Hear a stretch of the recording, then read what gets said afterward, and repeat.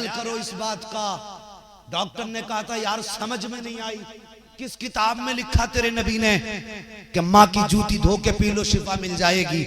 उसने कहा ये तू क्या जाने, ये तो वो जानते हैं जिनको पढ़ाने वाला मस्जिद का इमाम होता है, समझाने वाला बरेली का इमाम होता। अरे वाह। हाँ, इश्क तेरे सदके जलने से छुटे सस्ते, जो आग बुझा देगी वो आग लगाई है। तैबा न सही अफजल मक्का की बड़ा जागिद, हम इश्क के बंदे हैं क्यों बात बढ़ाई है। मगर सुनो, उसने कहा तूने कहां पढ़ा। मरीज कहने लगा मेरे नबी ने फरमाया अल जन्नतु तहता कदामी उम्माहातिकुम, जन्नत तुम्हारी माओं के कदमों के नीचे।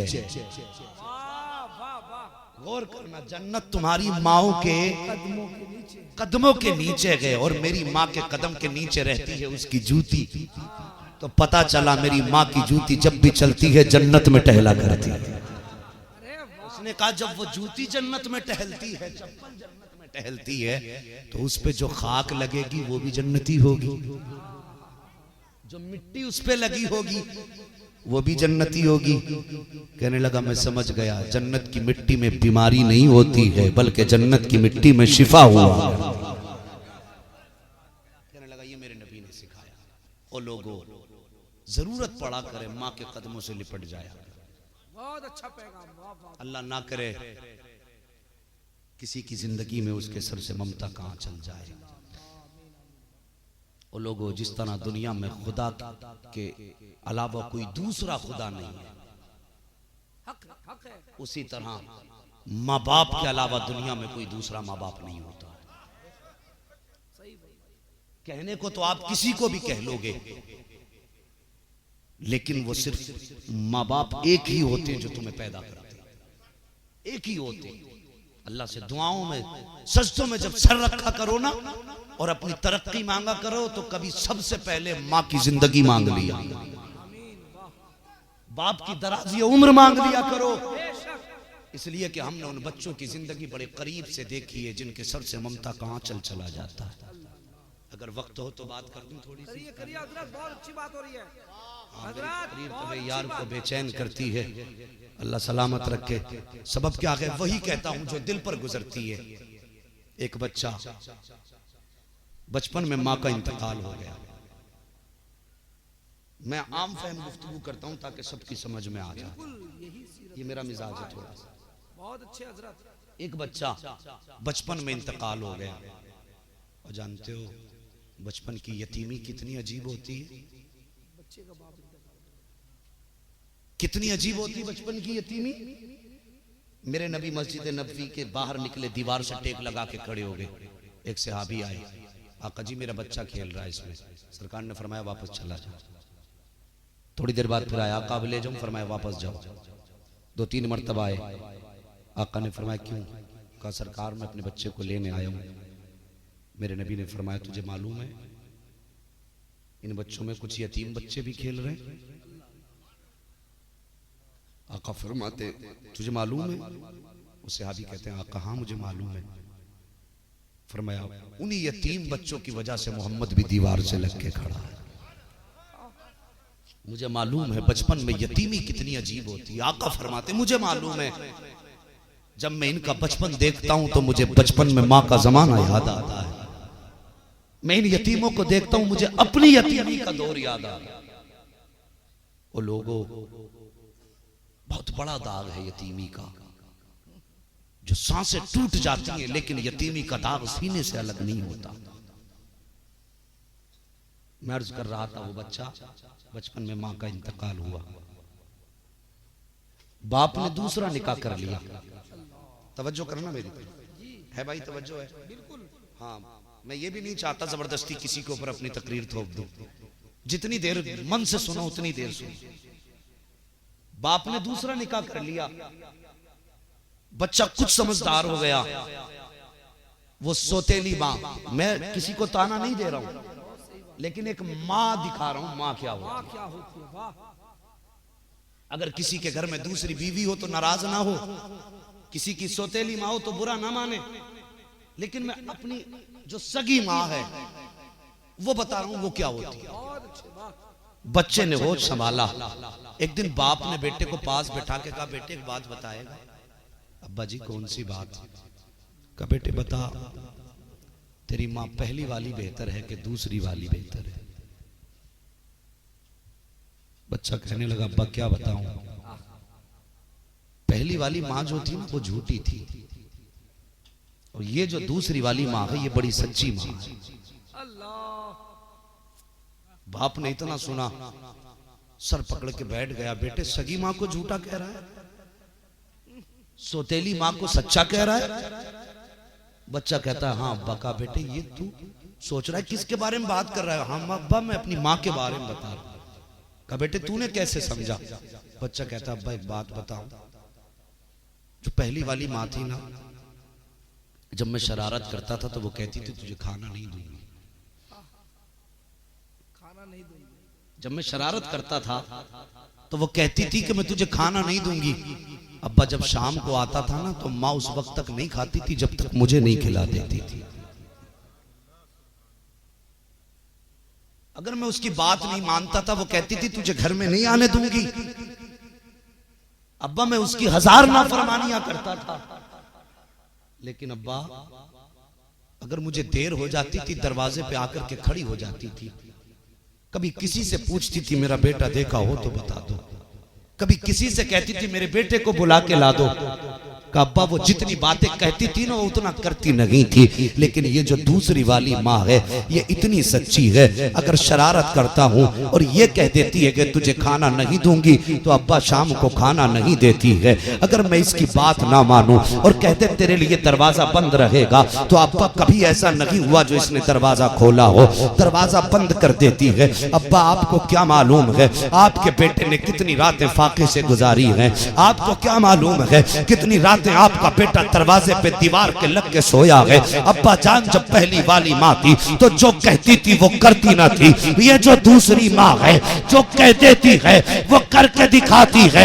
अब्बा इसकी क्या वजह है? तो बाप ने कहा था बेटे वजह ये नहीं है कि वो झूठी थी, वजह ये भी नहीं है कि ये सच्ची है, वजह ये है कि लाल जिसका होता है उसी माँ के सीने में बेटे का दर्द हुआ करता। बहुत अच्छे, जिंदाबाद जिंदाबाद। ओ लोगों इनकी कदर कर लो खुदारा, अगर ये चले गए इस प्यार को तरस जाओगे, अगर ये चले गए इस डांट को तरस जाओगे, फिर दुनिया की सारी नेमत एक पल्ले में रख देना और माँ की मोहब्बत ढूंढते फिरना। कसम खुदा की ढूंढते ढूंढते सांसें टूट जाएंगी, लेकिन फिर माँ की मोहब्बत का बदला तुम्हें कहीं नजर नहीं आ सकता। अगर मुसीबत में हो माँ के कदम पकड़ो, बीमारी ऐसी है इलाज नहीं है उतार, तो माँ के पैर धो के पिया, शिफाएं तुम्हारे गले में आके पड़ जाएंगी, रहमतें तुम्हारे घर में डेरा लगा लेंगी। तुम्हें मालूम नहीं मेरे नबी ने फरमाया जब इंसान के बाल सफेद हो जाते पैदा करने वाला खुदा भी उससे हया फरमाता। दाढ़ी के बाल सफेद हो जाएं अल्लाह खुद हया फरमाता अपनी शान के लायक, जैसा कि उसकी शान निशान है वो तो हया फरमाता है। आज औलाद को हया नहीं। आ रही है गर्मियां, देखना कभी घूम करके इलाके में कितने बूढ़े बाप अपना दोपहर का वक्त मस्जिदों में लेट के गुजारे।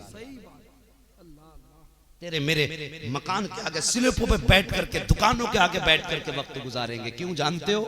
उन्हें मालूम है मेरी घर में कोई जरूरत ही नहीं। तुम एसीओ में लेटो, माँ बाप तेरे मेरे मकान के नीचे, तेरे मेरे पेड़ के नीचे, दरख्त के नीचे, मस्जिदों में लेट के वक्त गुजारने लगे तो फिर रहमत का इंतजार मत करना, फिर डरना पता नहीं अल्लाह की किस घड़ी आकर के आजाद दे रहा है। लोगों माँ बाप होते, बात बहुत आगे चली गई। बस जहन नशीन कर लो, परेशानी आ जाए माँ को मना लिया करो।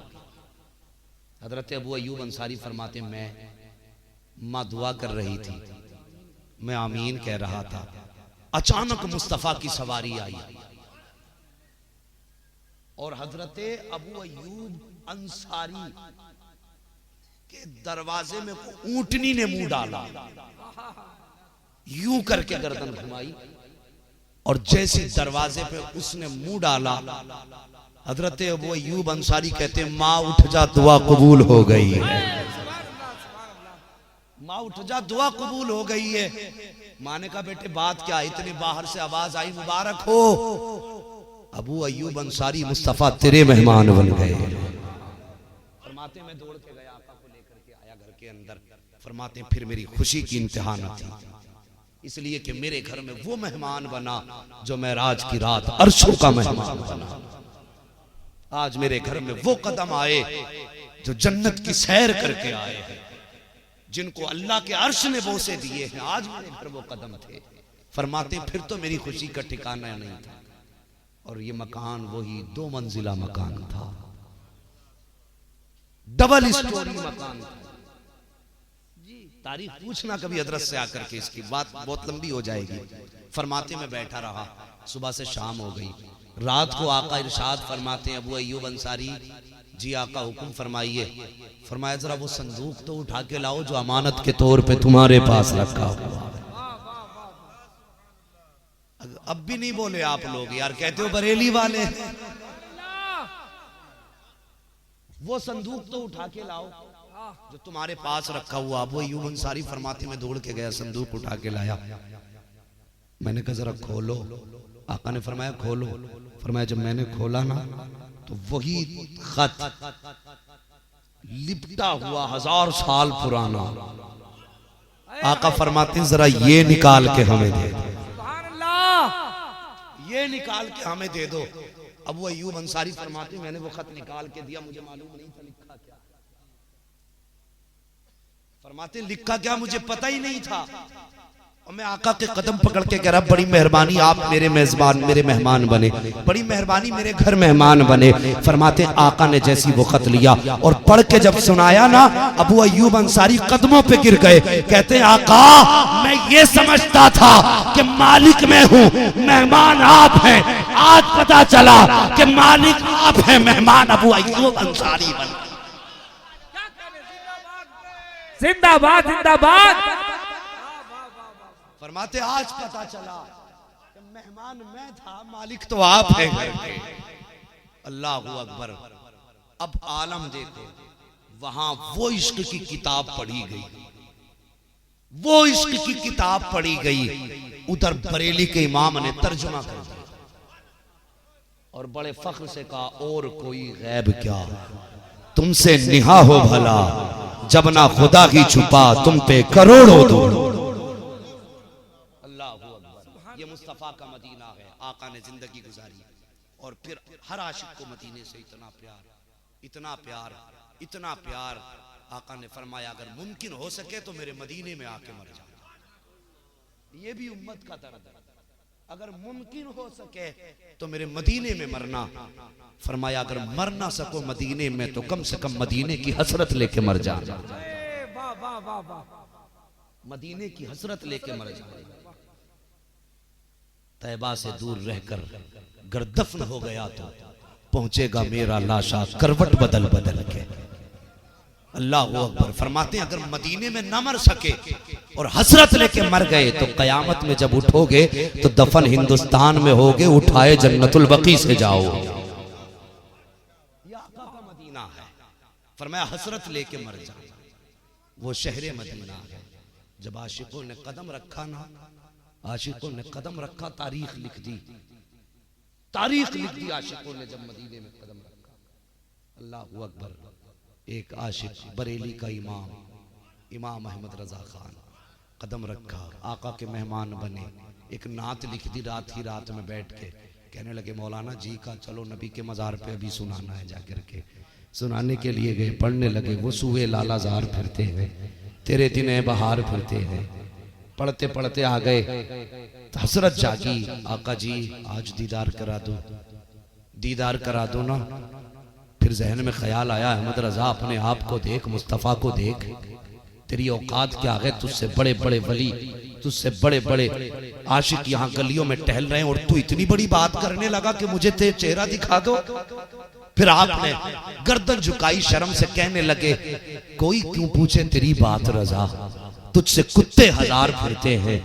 जैसी इतना कहा ना, अल्लाह ने सारे हिजाब हटा दिए, मुस्तफा का जलवा सामने मौजूद था।